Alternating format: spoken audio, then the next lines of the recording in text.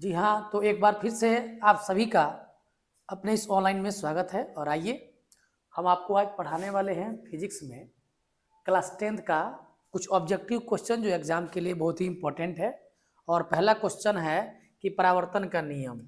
तो जैसा कि आप जानते हैं कि परावर्तन के नियम में बताया गया है कि आपतन कोण परावर्तन कोण के क्या होता है, बराबर होता है। तो ये आपतन कोण परावर्तन कोण के बराबर होगा। परावर्तन के नियम से क्या निर्धारित होता है कि आपतन कोण परावर्तन कोण के बराबर होगा, यानी कि कोण आई बराबर क्या होगा, कोण आर होगा। परावर्तन का नियम है ये। और इसके बाद देखेंगे कि दूसरा क्वेश्चन क्या है। आइए दूसरा क्वेश्चन आपका है यहाँ पर। अब चूंकि हम डिटेल्स में यहाँ पे नहीं जा पा रहे हैं क्योंकि हमको रिवीजन करना है, फास्ट करना है, तेजी से करना है। प्रकाश की किरणें गमन करती हैं। प्रकाश की किरणें गमन करती हैं। कहाँ करती है गमन? प्रकाश की किरणें गमन करती हैं। कैसे करती हैं बाबू? तो प्रकाश की किरणें सीधी रेखा में गमन करती हैं। कहाँ करेंगे गमन? सीधी रेखा में। प्रकाश की किरणें कहाँ गमन करती हैं? तो सीधी रेखा में, स्ट्रेट लाइन में ऐसे गमन करती हैं। प्रकाश की किरणें ऐसे ऐसे गति नहीं करती हैं। ठीक है। और इसके बाद आइए हम देखते हैं तीसरा क्वेश्चन है आपका। तीसरा क्वेश्चन क्या है देखेंगे। तीसरा क्वेश्चन बाबू यहाँ पर, तेलीय कागज, किसी कागज के सतह पर अगर तेल लगा देंगे तो वह क्या बन जाएगा? पारभासक बन जाएगा। क्या बन जाएगा? पारभासक बन जाएगा। आइए तीसरा क्वेश्चन हो गया। चौथा क्वेश्चन देखते हैं कि चौथा क्वेश्चन क्या कह रहा है आपका कि प्रकाश तरंगे किस प्रकार की तरंगे हैं। प्रकाश अनुप्रस्थ तरंग है। प्रकाश क्या है बाबू? अनुप्रस्थ तरंग है। और प्रकाश एक और तरंग है। प्रकाश क्या है? विद्युत चुंबकीय तरंग है। क्या है? विद्युत चुंबकीय तरंग है। प्रकाश क्या है? विद्युत चुंबकीय तरंग है। और इसकी चाल होती है 3 × 10⁸ मीटर पर सेकेंड। इसकी चाल क्या होती है? 3 × 10⁸ मीटर पर सेकेंड। तो प्रकाश तरंगे किस प्रकार की तरंगे होंगी बाबू? प्रकाश तरंगे किस प्रकार की तरंगे होंगी? विद्युत चुंबकीय तरंगे होंगी। आंसर इसका बी हो जाएगा। ठीक है। आइए देखते हैं हम लोग क्वेश्चन नंबर 5 क्या कहता है। क्वेश्चन नंबर 5, किरणों के समूह को क्या कहते हैं बाबू? किरणों के समूह को किरण पुंज कहते हैं। किरणों के समूह को क्या कहते हैं? किरण पुंज कहते हैं। और देखिए ये हो गया अपसारी किरण पुंज और ये हो गया अभिसारी किरण पुंज, है ना। तो किरण पुंज 2 प्रकार के होते हैं। किरणों के समूह को क्या कहते हैं? तो किरण पुंज कहते हैं। और ये आपका आंसर क्या हो जाएगा? ये हो जाएगा, ए हो जाएगा। ठीक है। आइए किरणों के समूह को किरण पुंज कहते हैं। और ये क्वेश्चन है आपका 6 नंबर क्वेश्चन। उच्च कोटि के पालिश किए गए दर्पण अपने पर पड़ने वाले प्रकाश को परावर्तित कर देते हैं। उच्च कोटि के पालिश किए गए दर्पण से प्रकाश पूर्ण रूप से परावर्तित हो जाता है, टोटली रिफ्लेक्टेड हो जाता है। क्वेश्चन नंबर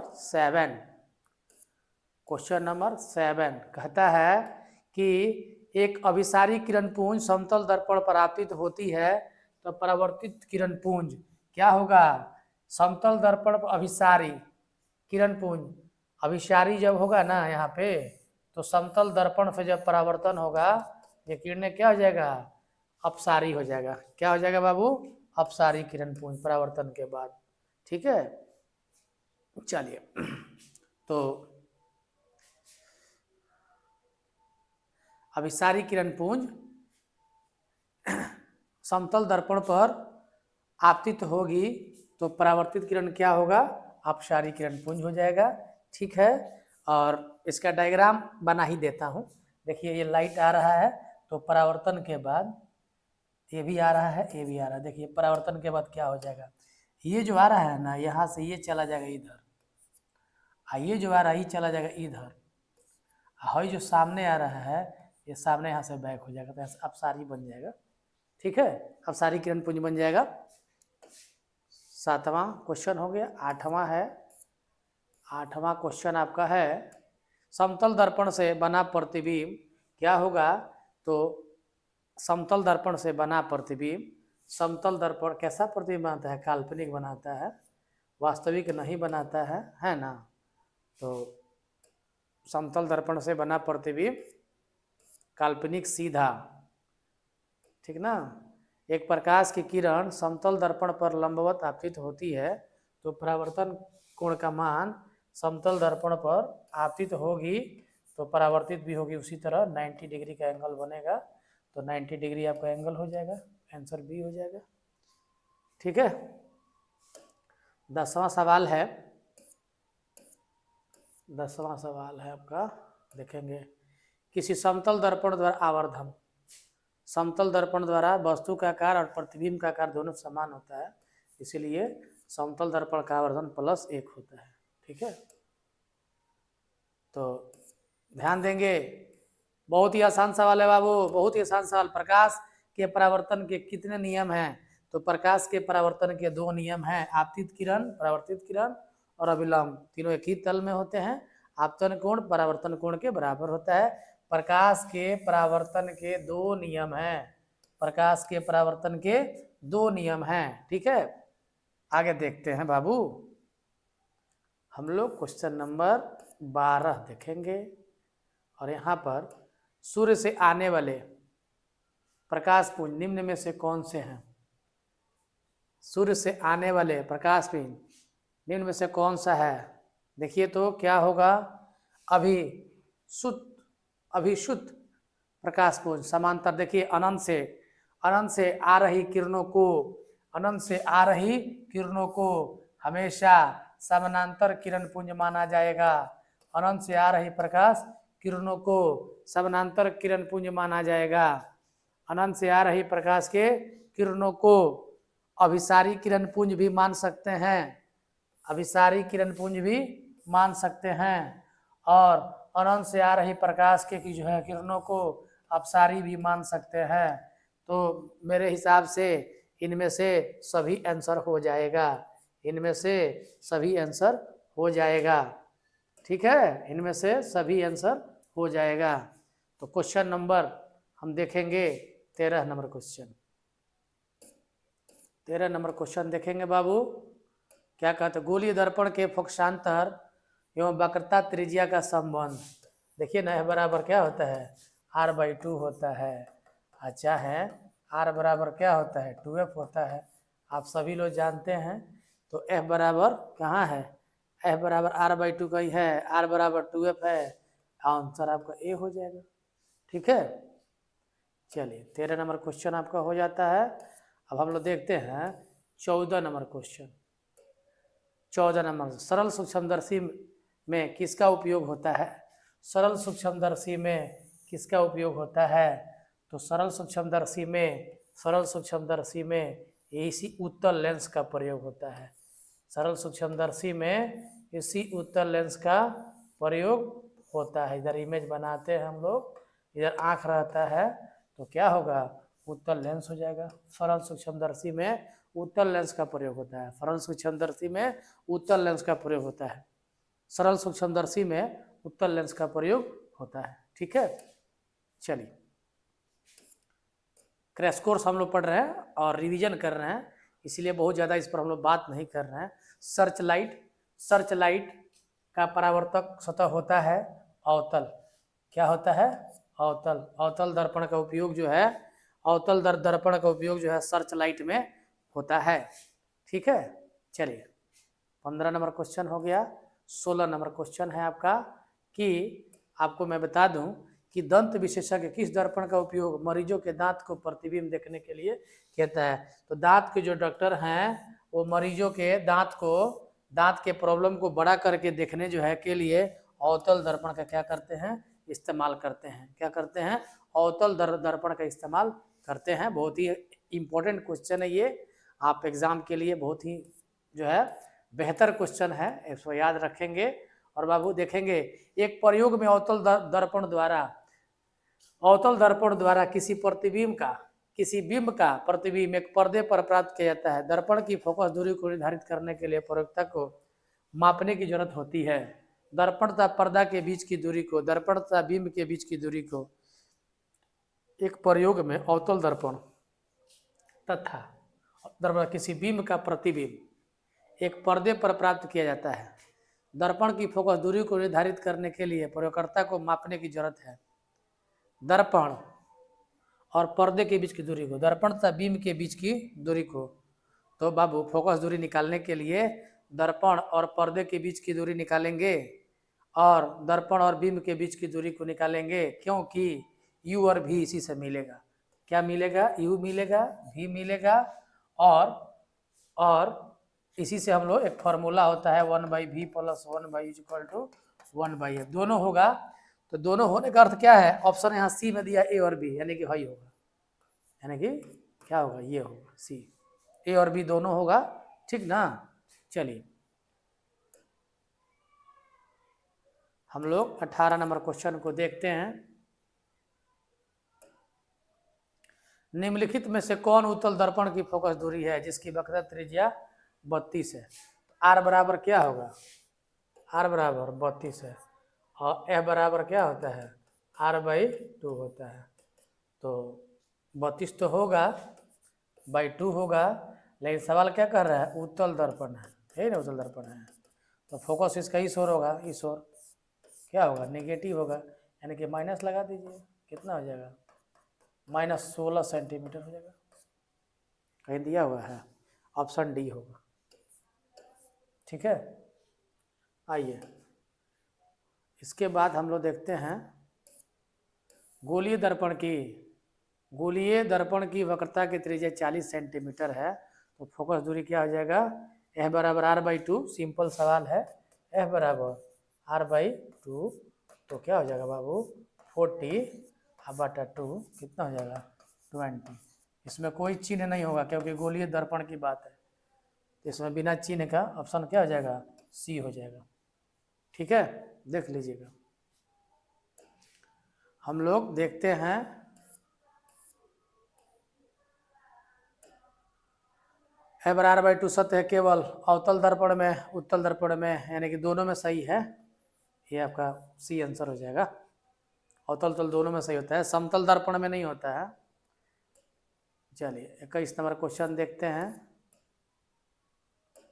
नई कार्तीय चिन्ह परिपाटी के अनुसार दर्पण के सामने रखे गए बिंब दूरी ली जाती है, तो कहीं भी देखिए यहाँ पर चिन्ह परिपाटी में ये होता है क्या? आपको पॉजिटिव होता है और ये होता है नेगेटिव।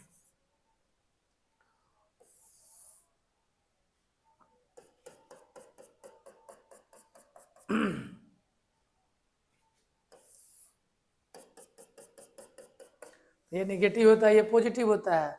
तो नेगेटिव पॉजिटिव जब होता है तो क्या होगा? वस्तु दूरी हमेशा इधर लिया जाता है, वस्तु इधर होगा, वस्तु दूरी हमेशा क्या होगा? नेगेटिव होता है। तो बीम दूरी हमेशा नेगेटिव। देखिए एक सवाल हम लोग गलती पढ़ा दिए हैं, एक सवाल गलत पढ़ा दिया है, देखिएगा थोड़ा सा हम बैक कर रहे हैं, अभी याद आ गया सवाल एक गलत मैं पढ़ा दिया हूँ, उसको थोड़ा सा मैं आपको सामने में सही कर देता हूँ। ये देखिए एक क्वेश्चन है 18 नंबर क्वेश्चन। 18 नंबर क्वेश्चन में मैंने गलती ये पढ़ा दिया कि ये क्या है? उत्तल दर्पण है ना। उत्तल दर्पण में फोकस इधर होता है तो पॉजिटिव होगा, ये पॉजिटिव होता है और ये नेगेटिव होता है, तो यहाँ पे कितना होगा? 32 है ना, तो ए हो जाएगा, सी आंसर होगा। मैंने डी बता दिया था, गलती था, उसको ध्यान दे लीजिएगा। चलिए जल्दीबाजी में थोड़ा सा गलती हो गया था, ये भी हो गया है, 20 नंबर क्वेश्चन भी हो गया है और 21 नंबर भी हो गया है आपका। किस दर्पण का उपयोग पश्च दर्पणों के रूप में किया जाता है? किस दर्पण का उपयोग पश्च दर्पण, किस दर्पणों का पश्च दृश्य, किस दर्पण का उपयोग पश्च दर्पणों के रूप में किया जाता है? पश्च, तो पश्च दर्पण का अर्थ होता है पश्च दृश्य। हाँ पक्ष दृश्य है, समझते हैं इसको। इंग्लिश में समझिए आप सबसे पहले, ये है साइड मिरर। क्या है बाबू? Side mirror. एक और हिंदी में लिखते हैं इसको क्या? Side mirror. Side mirror. अब आपको आसानी से समझ में आएगा कि साइड मिरर क्या होता है। हैं? उत्तल दर्पण। क्या होता है बाबू? उत्तल दर्पण। तो आपका आंसर क्या हो जाएगा मालूम है? यानी कि पीछे का, तो मोटरसाइकिल पर साइड मिरर जो होता है, तो साइड मिरर से ही ना पीछे के वस्तुओं को हम लोग देखते हैं। ये होगा उत्तल दर्पण हो जाएगा। सबसे आसानी वाली बात है, ध्यान देंगे। क्या होगा? क्वेश्चन नंबर 23 है, निम्न में से किस दर्पणों की फोकस दूरी धनात्मक होती है? निम्न में किस दर्पण की फोकस दूरी? तो देखेंगे उत्तल दर्पण की। किसकी होगी? उत्तल दर्पण की फोकस दूरी क्या होगी बाबू? धनात्मक होती है। उत्तल दर्पण की फोकस दूरी क्या होती है? धनात्मक होती है। उत्तल दर्पण की फोकस दूरी धनात्मक होती है। ठीक है, चलिए आइए हम लोग देखते हैं क्वेश्चन नंबर 24। अवतल दर्पण में आभासी और सीधा प्रतिबिंब के लिए अवतल दर्पण लीजिए। अवतल दर्पण है, अवतल दर्पण में क्या कहता है? आभासी और सीधा। तो वस्तु होगा इधर, वस्तु होगा इधर, और प्रतिबिंब होगा इधर। क्या होगा? अवतल दर्पण में आभासी और सीधा प्रतिबिंब के लिए क्या कहा जाएगा? m बराबर क्या होता है? v/u। तो क्या कहेंगे? ऑलरेडी ये नेगेटिव होता है ना, और यहाँ पे क्या बोला जाएगा?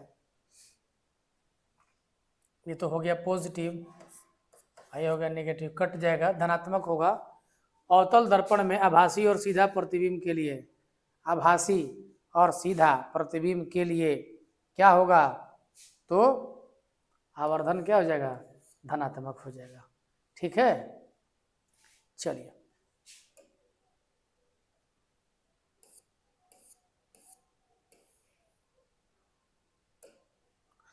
किसी कार का हेडलाइट में प्रयुक्त दर्पण, हेडलाइट में अवतल दर्पण होगा।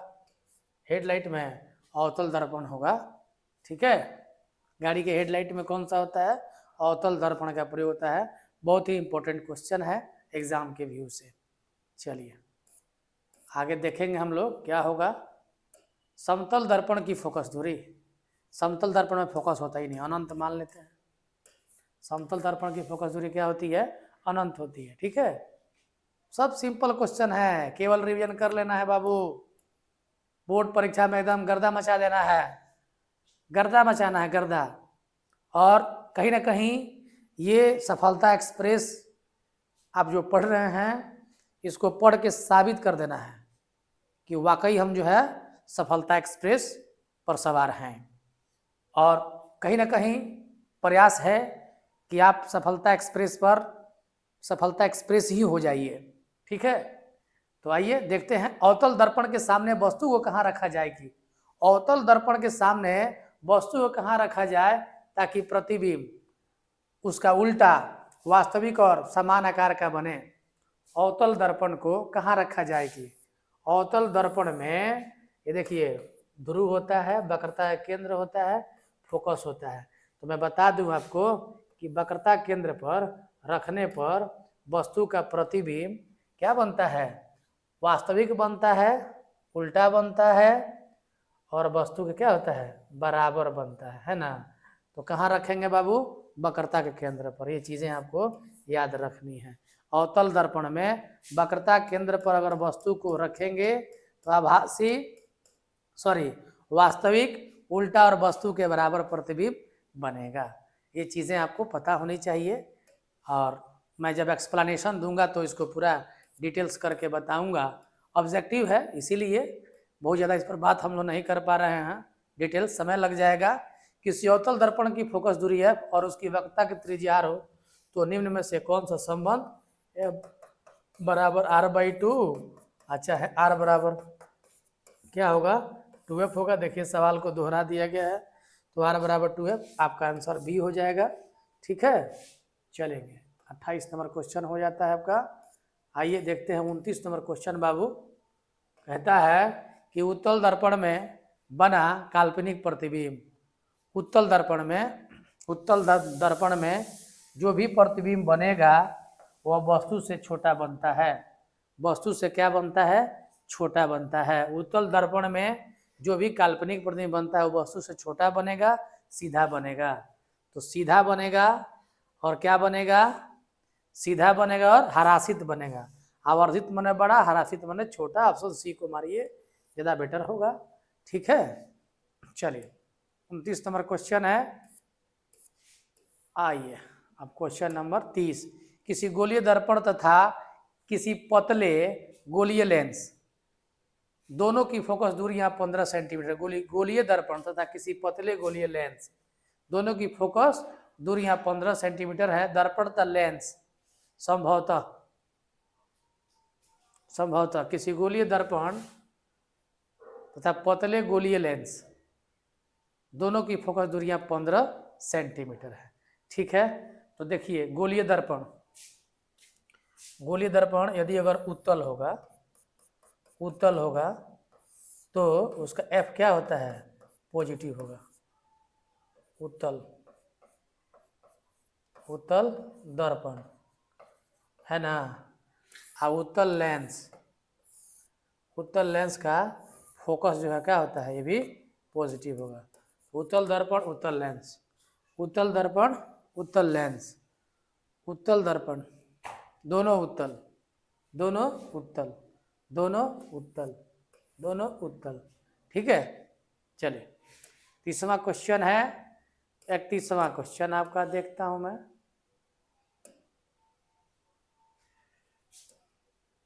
चलिए क्या कहता है? दर्पण के सामने किसी भी दूरी पर स्थित वस्तु का प्रतिबिंब सीधा होता है तो वह दर्पण किसी भी दूरी पर अगर रखिएगा तो सीधा तभी बनेगा जब वो दर्पण क्या होगा? उत्तल होगा। क्योंकि आभासी प्रतिबिंब बनता है इससे, और हर हाल में क्या बनता है? सीधा बनता है। उत्तल दर्पण से बना हुआ प्रतिबिंब हमेशा क्या होगा? सीधा होगा। चाहे वस्तु कहीं भी रखिए, केवल उत्तल में बनेगा, केवल उत्तल में बनेगा। ठीक है, चलिए 31 नंबर क्वेश्चन आपका हो जाता है। इसके बाद देखते हैं 32 नंबर क्वेश्चन बाबू।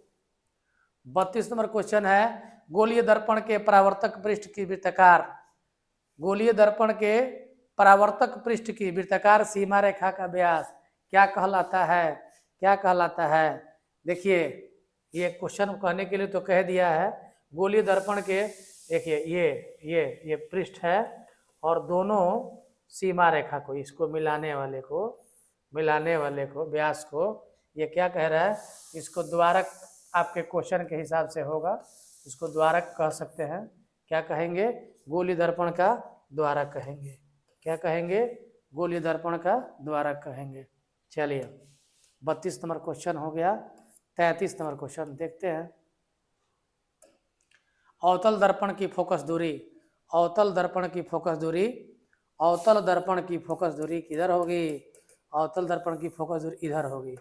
और क्या होगी बाबू? नेगेटिव होगी। अवतल दर्पण की फोकस दूरी क्या होती है? नेगेटिव होती है। ठीक है, चलिए 34 नंबर क्वेश्चन देखते हैं। किस दर्पण से हमेशा वस्तु से छोटा प्रतिबिंब बनेगा? तो बाबू हमेशा वस्तु से छोटा जो है प्रतिबिंब कौन बनाता है? उत्तल दर्पण। हमारा उत्तल दर्पण जो है वस्तु से क्या करेगा? हमेशा छोटा प्रतिबिंब बनाएगा। ठीक है, तो 34 नंबर क्वेश्चन आपका हो गया आंसर। चलेंगे और देखेंगे क्वेश्चन नंबर 35। क्या कहता है? किस दर्पण की फोकस दूरी चिन्ह परिपाटी के अनुसार ऋणात्मक मानी जाती है? अभी बताया हूँ कि किसका ऋणात्मक माना जाता है बाबू? किसका? F। किसका? अवतल दर्पण का। किसका होगा? अवतल दर्पण का फोकस दूरी नेगेटिव होता है। आइए क्वेश्चन नंबर हम लोग 36 देखेंगे। क्वेश्चन नंबर 36 दर्पण सूत्र सबको पता है दर्पण सूत्र, मैंने बताया था कि 1/v plus 1/u equal to 1/f, ये हो जाता है आपका दर्पण सूत्र। दर्पण सूत्र हो जाता है जो आप जानते हैं, यहाँ कहाँ है, 1/v plus 1/u equal to 1/f। हमको लगता है कि आपका ऑप्शन ए हो जाएगा सही। ठीक है, चलिए 36 नंबर क्वेश्चन हो गया। 37 नंबर क्वेश्चन देखते हैं कि निम्नलिखित में से किस दर्पण द्वारा किसी वस्तु का आभासी प्रतिबिंब मिल सकता है। निम्नलिखित में किस दर्पण द्वारा, तो समतल दर्पण से भी बनेगा, समतल दर्पण से भी बनता है, उत्तल दर्पण से भी आभासी बनता है, अवतल से भी बनता है, यानी कि ऑप्शन आपका क्या हो जाएगा, डी हो जाएगा। इनमें से सभी, इनमें से सभी, इनमें से सभी। चलिए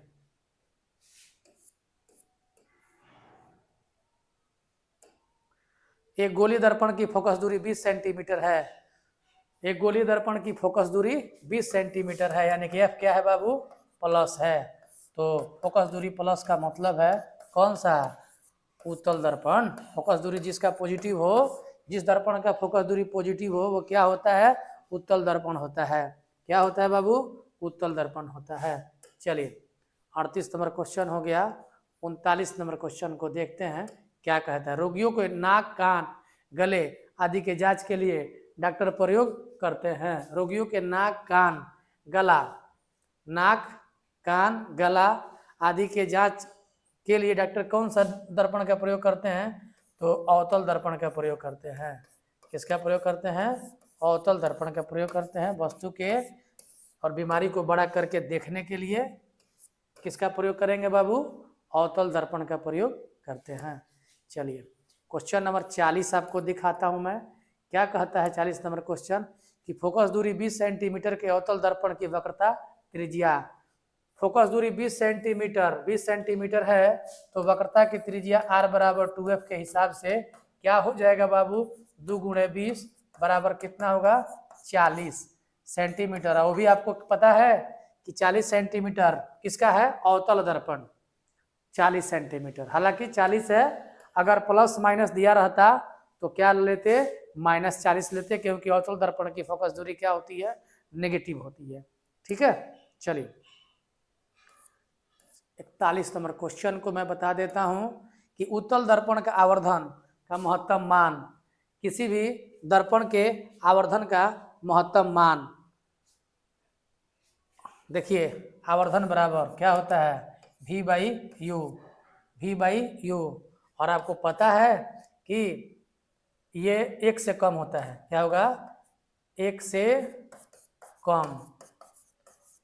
उत्तल दर्पण का आवर्धन का मान 1 से कम होगा, 1 से कम इसमें कौन सा है, तो 1/2 होगा, क्योंकि उत्तल दर्पण में प्रतिबिंब छोटा होगा, हाई वस्तु दूरी क्या होगी, बड़ी होगी। अगर मान लिया जाए कि प्रतिबिंब अगर 5 बनता है तो वस्तु दूरी मान लीजिए 6 है, तो 5 में 6 से भाग देंगे तो कभी भी मान आएगा तो 1 से कम है ना आएगा।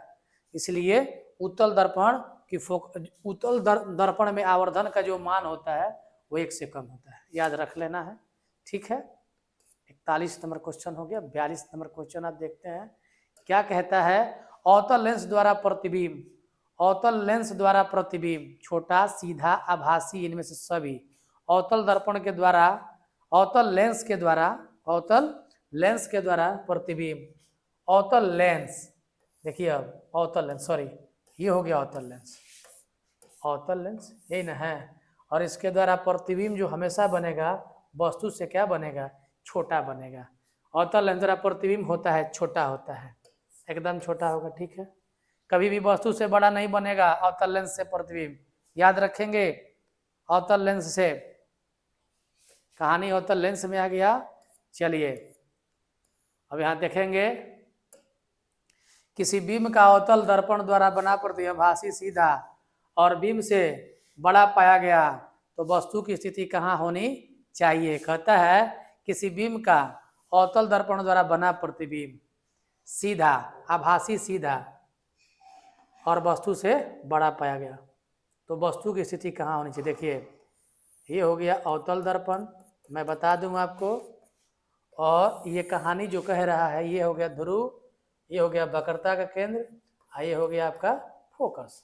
तो मैं आपको बताना चाहता हूँ बाबू कि देखिएगा, जब वस्तु फोकस और ध्रुव के बीच होगी ना, जब वस्तु फोकस और ध्रुव के बीच यहाँ होगी तो ही इसका प्रतिबिंब जो है क्या बनेगा, इसका प्रतिबिंब इधर आभासी सीधा और वस्तु से बड़ा बनेगा। तो फोकस और कहाँ, ध्रुव के बीच, फोकस और ध्रुव के बीच कहीं है, फोकस और ध्रुव के बीच, फोकस और ध्रुव के बीच, ऑप्शन डी में आपका होगा, ये ऑप्शन डी हो जाएगा आंसर, देख लेंगे। चलिए 43 नंबर क्वेश्चन हो गया। 44 नंबर क्वेश्चन आप बताएंगे आपको कि यदि अवतल दर्पण का निचला आधा भाग टूट जाए तो प्रतिबिंब, अवतल दर्पण का निचला आधा भाग टूट जाए तो प्रतिबिंब सीधा बनेगा, आधा बनेगा, कम तीव्रता बनेगा, इनमें से कोई नहीं। कहता है कि अवतल दर्पण का निचला आधा भाग, तो अवतल दर्पण का निचला आधा भाग टूटने से क्या होगा, देखिए ही ना है, निचला आधा भाग अगर टूट जाता है तो क्या बनेगा, इमेज पर क्या इफेक्ट पड़ेगा, हैं, तो कम तीव्रता बनेगा, इनमें से कोई नहीं, सीधा बनेगा। अवतल दर्पण का निचला आधा भाग टूट जाए तो प्रतिबिंब सीधा बनेगा, सीधा तो बन नहीं सकता है, ठीक है, आधा बनेगा टूटने से, कम तीव्रता बनेगा, कम तीव्रता बनेगा, प्रकाश कम परावर्तित होगा, यही हो सकता है। इमेज के नेचर में कोई परिवर्तन नहीं होगा टूटने से, ठीक है, दर्पण के टूटने से उसके आधा सीधा में कोई अंतर नहीं आएगा, होगा यही कि कम प्रकाश परावर्तित होगा तो उसकी इंटेंसिटी कम हो सकती है, दूसरा कुछ नहीं होगा, ठीक है। चलिए तो 45 नंबर क्वेश्चन में मैं ध्यान दे रहा हूँ। 45, फोकस दूरी 10 सेंटीमीटर के अवतल दर्पण द्वारा आवर्धन धनात्मक होगा यदि वस्तु दूरी का मान, वस्तु दूरी का मान फोकस दूरी वाले अवतल दर्पण, देखिए अवतल दर्पण की फोकस दूरी कितना है, फोकस दूरी यहाँ ये 10 हो गया है ना, और कहता है कि वस्तु दूरी का मान आवर्धन धनात्मक चाहिए, आवर्धन m बराबर -v/u है ना। अब सवाल ये है कि धनात्मक चाहिए तो वस्तु दूरी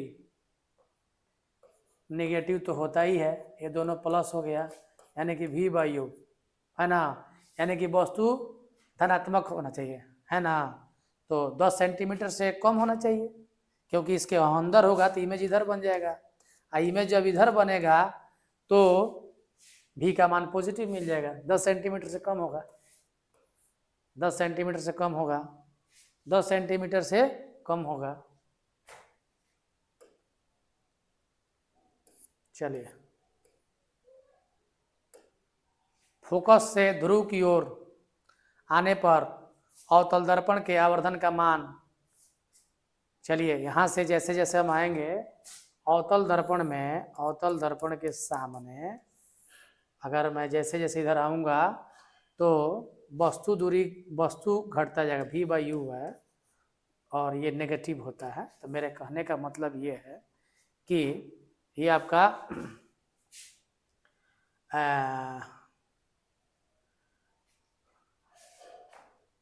प्रतिबिंब बढ़ते जाएगा, अब वस्तु दूरी घटते जाएगा, चूंकि ये नेगेटिव है तो मुझे लगता है कि ये मान इसका क्या होते जाएगा, बढ़ते जाएगा, बढ़ता है, ठीक है, मान इसका बढ़ता है, ठीक है। चलिए 46, एक अवतल दर्पण के प्रधान अक्ष पर चलती हुई चींटी का प्रतिबिंब सीधा है तथा बढ़ता जा रहा है, तो चींटी की गति की दिशा, कहता है कि एक अवतल दर्पण के प्रधान अक्ष पर चलती चींटी का प्रतिबिंब सीधा है तथा बढ़ता जा रहा है, तो चींटी किधर होगी, फोकस से वक्रता केंद्र की ओर होगी, फोकस से ध्रुव की ओर होगी, फोकस से वक्रता केंद्र, फोकस से ध्रुव की ओर होगी, बिल्कुल फोकस से ध्रुव की ओर होगी, फोकस से ध्रुव की ओर बढ़ती जाएगी तो उसका इमेज का हाइट क्या होता जाएगा, बढ़ते जाएगा। चलिए 47, यदि किसी बिंब के प्रतिबिंब का आवर्धन ऋणात्मक है तो उसका प्रतिबिंब की प्रकृति क्या होगी। यदि किसी बिंब के प्रतिबिंब का आवर्धन ऋणात्मक है तो बाबू आवर्धन ऋणात्मक है तो ध्यान से देना होगा कि आवर्धन नेगेटिव होने का अर्थ है कि उसका प्रतिबिंब इधर बनेगा, इसी ओर बनेगा, नेगेटिव नेगेटिव, ठीक है ना। तो वास्तविक बनेगा उल्टा बनेगा। क्या बनेगा? वास्तविक बनेगा उल्टा बनेगा, वास्तविक बनेगा और उल्टा बनेगा। चलिए, अवतल दर्पण किस प्रकार का दर्पण है? अवतल दर्पण किस प्रकार का दर्पण है? अवतल दर्पण किस प्रकार का दर्पण है? अभिसारी समांतर किरण पुंजों को परावर्तन के बाद एक बिंदु पर क्या करता है? अभिसरित कर देता है। तो समतल दर्पण, अवतल दर्पण अभिसारी है।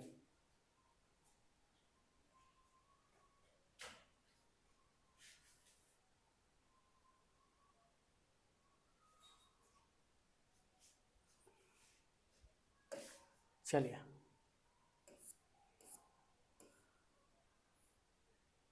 पचासवां क्वेश्चन है कि आभासी प्रतिबिंब कैसा होता है?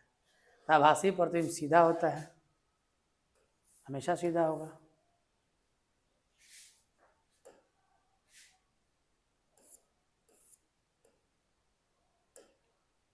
किसी बिंब का वास्तविक प्रतिबिंब समान आकार का प्राप्त करने हेतु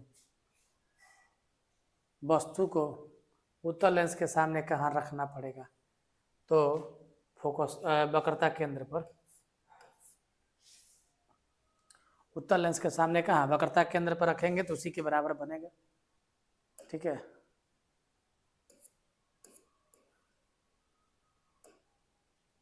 किस लेंस के द्वारा सिर्फ काल्पनिक प्रतिबिंब बनता है? अवतल लेंस के द्वारा। अवतल लेंस के द्वारा केवल काल्पनिक प्रतिबिंब बनेगा। चलिए, 53। निर्वात में प्रकाश की चाल 3 × 10 के पावर 8 मीटर पर सेकेंड, ठीक है। 3 × 10 के पावर 8 मीटर पर सेकेंड होती है। चलिए, 54। निम्न में से किस माध्यम में प्रकाश की चाल अधिकतम है? निर्वात में, ठीक है, हवा में या निर्वात में, जिसकी चाल 3 × 10 के पावर 8 मीटर पर सेकेंड होती है, ठीक है बाबू। चलिए, 54, 55। किस अवतल लेंस के लिए फोकस दूरी? किसी अवतल लेंस के लिए फोकस दूरी, अवतल लेंस की फोकस दूरी क्या होगी? अवतल लेंस की फोकस दूरी, यही ना अवतल लेंस है, इसकी फोकस दूरी इसी ओर होती है, नेगेटिव होगा, नेगेटिव होगा। चलिए,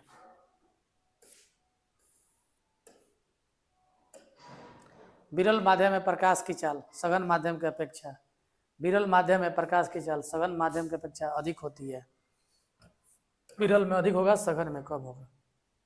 विरल में प्रकाश की चाल अधिक होगा, सघन में कम होगा। विरल में प्रकाश की चाल अधिक होगा, सघन में कम होगा। यानी कि विरल माध्यम में प्रकाश की चाल सघन माध्यम की अपेक्षा क्या होती है? अधिक होती है, ठीक है। 56। चलिए, 57 में आ जाइए। क्वेश्चन नंबर कहता है कि निम्नलिखित में से किसका अपवर्तनांक सबसे अधिक होता है? वायु का, बर्फ का, कांच का, हीरा का। हीरा का अपवर्तनांक सबसे अधिक होता है, हीरा का सबसे अधिक हीरा का होता है। सबसे अधिक किसका होगा? हीरा का होगा, ठीक है बाबू, सबसे अधिक हीरा का अपवर्तनांक होगा, ध्यान रखेंगे। चलिए,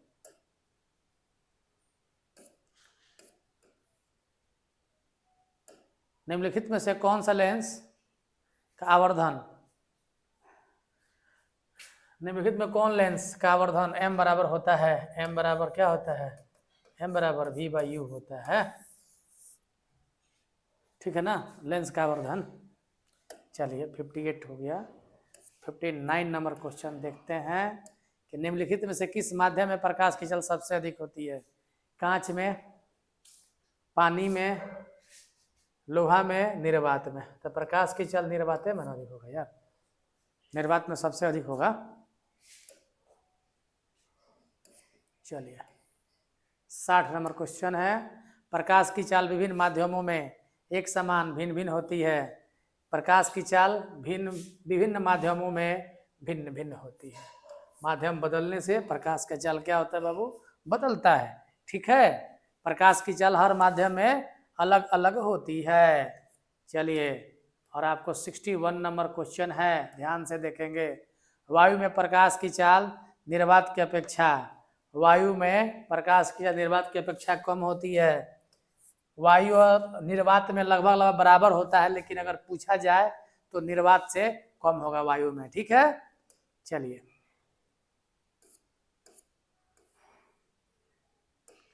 लेंसों में मुख्य फोकस कितनी होती है?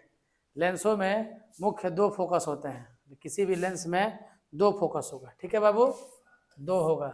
चलिए 62 हो गया, 63 में आ जाइए। चलिए, निम्नलिखित में से किस लेंस को अभिसारी लेंस, तो उत्तल लेंस को अभिसारी लेंस कहते हैं। किस लेंस को बाबू? उत्तल लेंस को अभिसारी लेंस कहते हैं हम लोग। उत्तल लेंस को अभिसारी लेंस कहते हैं। ठीक है, चलिए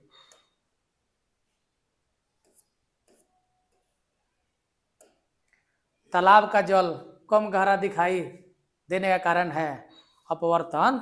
अपवर्तन के चलते तालाब का जो तल होता है अपने वास्तविक आकार से थोड़ा सा ऊपर शिफ्ट हो जाता है। और ये घटना किसके चलते होती है? अपवर्तन के चलते होती है। जब प्रकाश का अपवर्तन होगा ना, तो उसका तल जो होता है अपवर्तन के कारण थोड़ा सा ऊपर शिफ्ट हो जाता है। इसी के चलते जो है क्या होता है, कम गहरा दिखाई देता है। जितना गहरा होता है उतना नहीं दिखाई देता है। ठीक है ना, इस बात को आप लोग ध्यान देंगे। चलिए, निम्न में से कौन सा पदार्थ लेंस के लिए प्रयुक्त नहीं किया जा सकता है? जल, कांच, प्लास्टिक, मिट्टी। तो कांच के लिए, लेंस के लिए प्रयुक्त नहीं किया सकता है। तो जल लेंस की तरह काम करता है, कांच भी करता है, हल्का फुल्का प्लास्टिक भी करता है। मिट्टी नहीं होगा, मिट्टी लेंस के लिए कार्य नहीं करेगा, यही हो सकता है। हालांकि प्लास्टिक भी नहीं होगा, लेकिन इसमें ऑप्शन के हिसाब से मिट्टी कहेंगे। ठीक है, चलिए अगला क्वेश्चन है, निम्नलिखित में से किस वस्तु का वास्तविक प्रतिबिंब, निम्नलिखित में से किसी वस्तु का वास्तविक प्रतिबिंब कौन बना सकता है? तो किसी वस्तु का वास्तविक जो है प्रतिबिंब उत्तल लेंस बना सकता है। अवतल लेंस की इतनी क्षमता नहीं है, क्योंकि अवतल लेंस केवल आभासी प्रतिबिंब बनाता है बाबू। ठीक ना, चलिए तो 67 नंबर क्वेश्चन है हमारा, किसी बिंदु वस्तु से निकलकर किरणें किसी लेंस से अपवर्तित होकर जिस बिंदु पर मिलती हैं, किसी बिंदु वस्तु से निकलकर किरणें जिस लेंस से अपवर्तित होकर जिस बिंदु पर मिलती है उसे क्या कहते हैं? अपवर्तित होकर जिस बिंदु पर मिलती है, तो ठीक है, किसी बिंदु वस्तु से किसी भी लेंस से अपवर्तन के बाद प्रतिबिंब अपवर्तन के बाद जहाँ से जाएगी ना, इसी पॉइंट को क्या कहते हैं? फोकस कहते हैं। यही आपका आंसर हो जाएगा क्या? सी। ठीक है, चलिए तो 67 हो गया। चलिए 68, फोटोग्राफिक कैमरा का विदृश्यक, फोटोग्राफिक कैमरा का विदृश्यक किसका बना होता है? उत्तल लेंस का बना होता है। फोटोग्राफिक कैमरा का विदृश्यक उत्तल लेंस का बना होता है। ठीक है, चलिए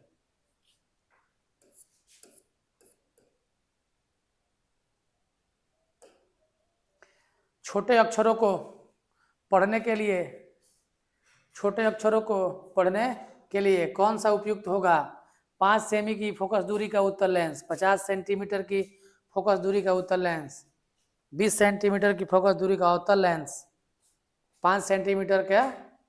देखिए, किसी भी वस्तु के प्रतिबिंब को बड़ा करके देखने के लिए, है ना, क्या होगा? क्या होगा बता दीजिए। इसको हम लोग कैसे देखेंगे? 5 सेंटीमीटर की फोकस दूरी का उत्तल लेंस, 50 सेंटीमीटर का। और जानते हैं हम लोग किसी भी वस्तु को यहाँ पर 25 सेंटीमीटर से नजदीक के वस्तु को छोटे अक्षरों को पढ़ने के लिए जो है, तो सबसे पहले वस्तु दूरी होगा कम से कम आपका कितना, वस्तु दूरी होगा कम से कम 50 सेंटीमीटर फोकस दूरी का अवतल लेंस 50 सेंटीमीटर।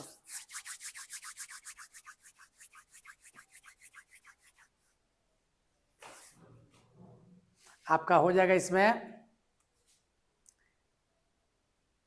छोटे अक्षरों को पढ़ने के लिए कौन सा उपयुक्त होगा, तो सबसे पहले छोटे अक्षरों के प्रतिबिंब को बड़ा करके कौन दिखा देता है, अवतल लेंस दिखाएगा। और हमको जो है इसमें आपका आंसर हो जाएगा 20 सेंटीमीटर की अवतल लेंस, सॉरी 5 सेंटीमीटर, सॉरी ये हो जाएगा आपका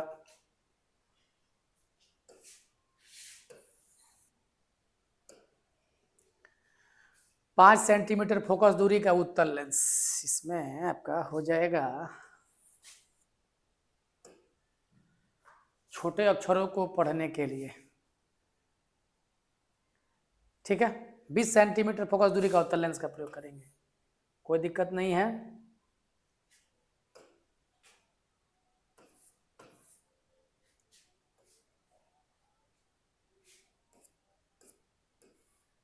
सेवेंटी नंबर क्वेश्चन है, उत्तल लेंस द्वारा आवर्धित काल्पनिक प्रतिबिंब तब बनता है, उत्तल लेंस द्वारा आवर्धित, उत्तल लेंस द्वारा आवर्धित प्रतिबिंब तब बनेगा, काल्पनिक बनेगा तब बनेगा जब प्रकाशी केंद्र और फोकस के बीच में वस्तु होगा।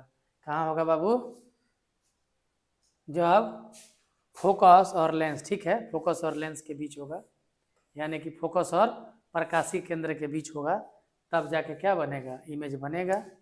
चलिए 71 नंबर क्वेश्चन है कि तारों का टिमटिमाना प्रकाश किस घटना का, तो प्रकाश का अपवर्तन दिया है, प्रकाश का प्रकीर्णन दिया, तारों का टिमटिमाना,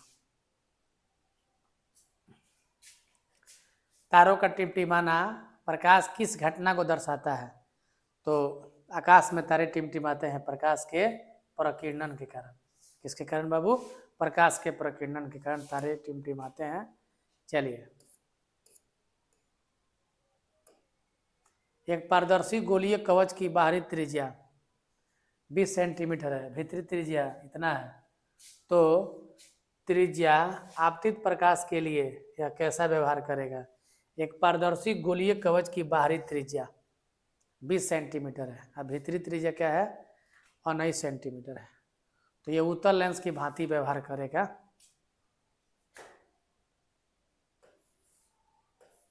उत्तल लेंस की भांति व्यवहार करेगा, द्विउत्तल लेंस हो जाता है ये, इसमें कोई दिक्कत नहीं है।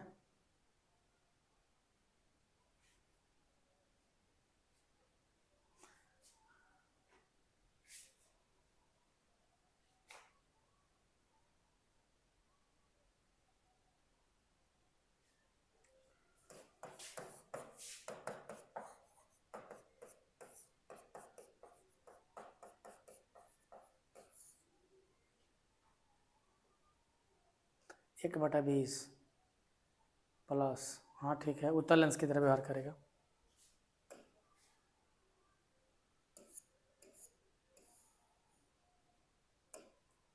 प्रकाश का चाल न्यूनतम होता है निर्वात में, जल में, वायु में, कांच में। निर्वात में, वायु में, कांच में, जल में, तो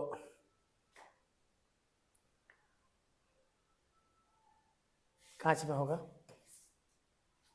सबसे कम कांच में होगा।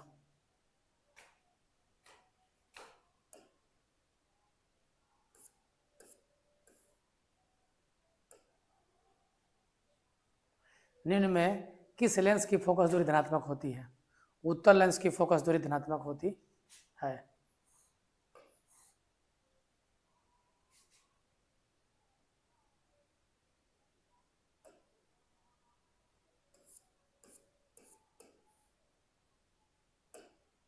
किस लेंस द्वारा उत्पन्न आवर्धन का सही मात्रक, किसी लेंस द्वारा उत्पन्न आवर्धन का मात्रक क्या होता है, मात्रक विहीन होता है, आवर्धन का कोई मात्रक नहीं होता है, ठीक है।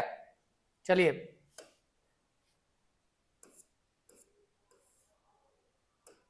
किसी माध्यम के अपवर्तनांक का मान sine I by sine R होगा, म्यू बराबर साइन आई बटा क्या होता है, साइन आर होता है।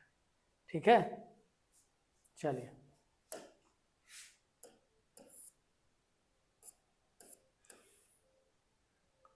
सेवेंटी सेवन, अवतल लेंस में आवर्धन, अवतल लेंस में आवर्धन m बराबर v बाई यू। चलिए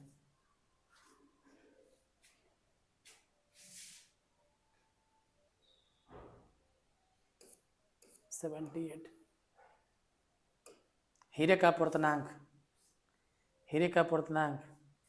2.42 होता है लगभग।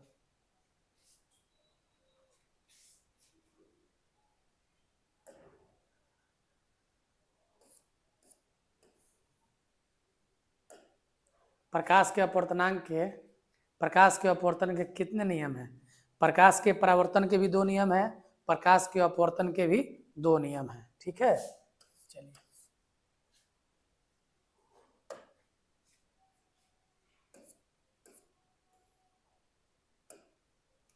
कौन सा लेंस अपसारी लेंस है? कौन सा लेंस अपसारी लेंस है? अवतल लेंस को अपसारी लेंस कहते हैं, अवतल लेंस को क्या कहते हैं बाबू? अपसारी लेंस कहते हैं। चलिए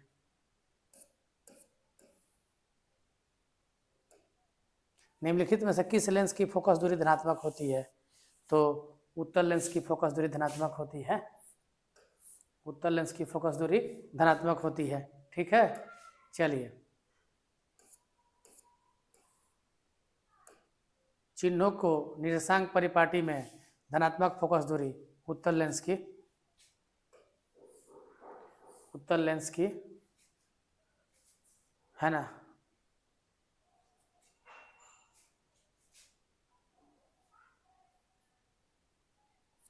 अब उत्तल दर्पण की भी है ना।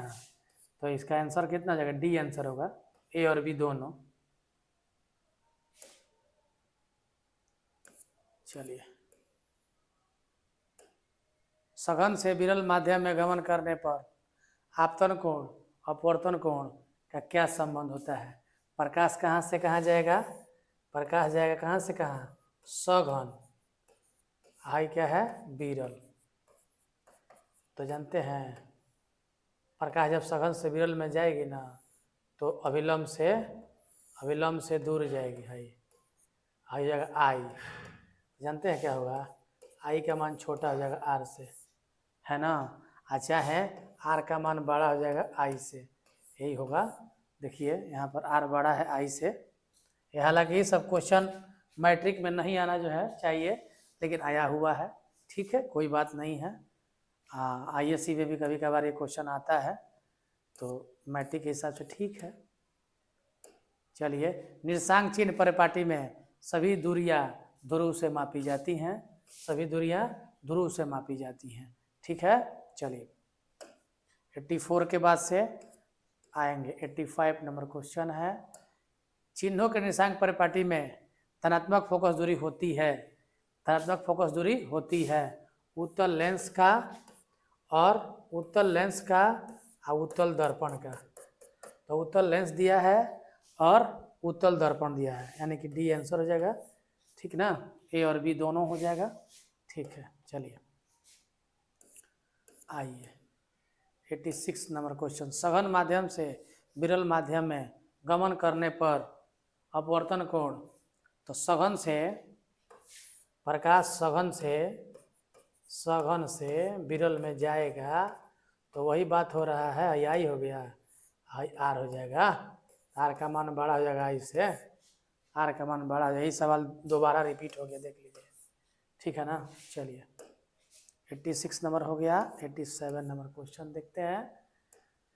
निर्देशांक चिन्ह परिपाटी में सभी दूरियां मापी जाती हैं ध्रुव से। देखिए सब सवाल रिपीट हो रहा है, कोई बात नहीं है।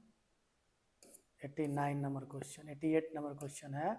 कांच की एक समांतर पट्टिका पर श्वेत किरण तिरछी आपतित होती है, तिरछी। तो निम्नलिखित में से कौन प्रथम अपवर्तन के साथ विघटित होगा? कांच की समानांतर पट्टिका पर श्वेत किरण तिरछी आती होती है।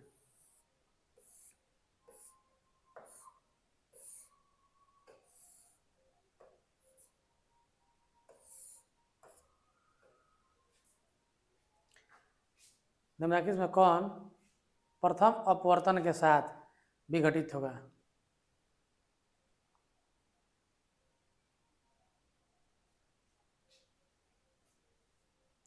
विचलन, विचलन होगा, विचलन होगा। कांच की समांतर पट्टिका,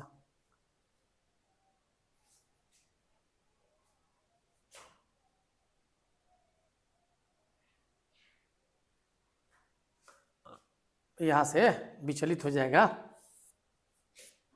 तो आपका विचलन हो जाएगा, ऑप्शन ए।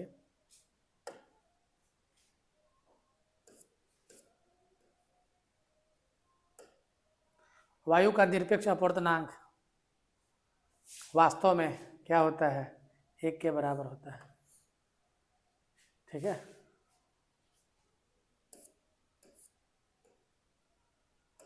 प्रकाश की किरणों को मुड़ने की क्षमता को क्या कहते हैं? प्रकाश के किरणों को मुड़ने की क्षमता को लेंस की क्षमता कहते हैं, लेंस की क्षमता कहते हैं। ठीक है, जितनी क्षमता अधिक होगी लेंस की, प्रकाश की किरण उतना अधिक मुड़ेगी। लेंस की क्षमता के सही मात्रक डायोप्टर होता है, सभी लोग जानते हैं। VVI क्वेश्चन है बाबू, देख लेना। चलो 92 नंबर क्वेश्चन है, वायु में अभिसारी लेंस, वायु में अभिसारी लेंस कौन है? कांच का उत्तल लेंस है अभिसारी लेंस। 93 नंबर क्वेश्चन है, निम्नलिखित में किसका अपवर्तनांक सबसे कम होता है? किसका अपवर्तनांक सबसे कम होता है? तो हमको लगता है कि ताड़पीन के तेल का अपवर्तनांक कम होती, तो रटने वाला है, देख लीजिएगा। ताड़पीन के तेल का अपवर्तनांक सबसे कम होना चाहिए। चलिए, विरल माध्यम से सघन माध्यम में जाती हुई किरणें, विरल से सघन में, देखिए विरल से सघन में जाएगी ना, विरल से सघन में जाएगी तो अभिलंब की ओर मुड़ जाती है, अभिलंब की ओर मुड़ जाएगी प्रकाश। ठीक है, चलिए 95 नंबर क्वेश्चन है, क्या कहता है? निम्न में से आवर्धक शीशा कौन है? Magnifying glass, magnifying glass, magnifying glass आपका उत्तल लेंस होना चाहिए, क्योंकि दर्पण के प्रतिबिंब को बड़ा कर देता है ना, दर्पण के प्रतिबिंब को मैग्नीफाइंग ग्लास। चलिए, तो 96 नंबर क्वेश्चन है, कौन सी लेंस में वास्तविक और आभासी दोनों प्रकार के प्रतिबिंब बन सकते हैं? वास्तविक और आभासी अवतल लेंस बनाता है, अवतल लेंस बनाएगा, वास्तविक और आभासी दोनों प्रकार के प्रतिबिंब बनाता है। 96 नंबर क्वेश्चन है। 97 नंबर क्वेश्चन है, डायोप्टर उस लेंस की क्षमता होती है जिसकी फोकस दूरी मीटर में हो, P = 1/f, जहाँ f क्या होता है? मीटर में, यानी कि 1 मीटर हो जाएगा। 97 हो गया। आज लगता है क्वेश्चन खत्म नहीं होगा ना जी। चलिए, द्विउत्तल लेंस को क्या कहा जाता है? द्विउत्तल लेंस, द्विअवतल लेंस, द्विअवतल लेंस को अपसारी लेंस कहते हैं। अब अपसारी लेंस, अपसारी लेंस है ये। चलिए 99 नंबर क्वेश्चन है, उत्तल लेंस की क्षमता, उत्तल लेंस की क्षमता, तो उत्तल लेंस की फोकस दूरी क्या होती है?